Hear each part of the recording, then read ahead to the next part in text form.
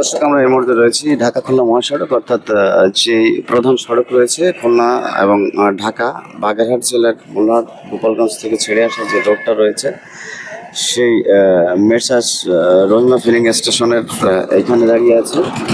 এবং আপনারা দেখতে পাচ্ছেন যে এখানে তেমন কোনো তেলের সংকট দেখা যাচ্ছে না, এবং গাড়ি যারা পরিবহনগুলো রয়েছে ছোট এবং বাইকার, তাদের কোনো সিরিয়াল দেখা যাচ্ছে না। এখানে মোটামুটি হয়তোবা তেমন কোনো সংকট দেখা যাচ্ছে না, এবং রাস্তার যে সকালের দৃশ্যটা আপনাদের সাথে তুলে ধরছি এই মুহূর্তে।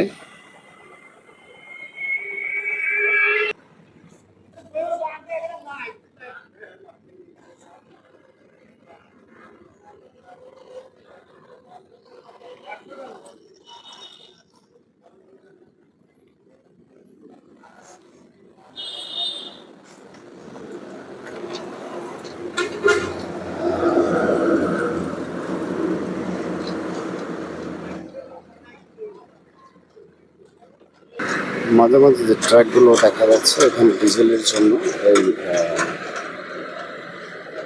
তেলের পাম্পে এসে অবস্থান করছে, এবং তাদের যে পরিমাণ মতো তেল নেওয়ার আছে সেই তেলগুলো এখান থেকে নেওয়ার চেষ্টা করছে।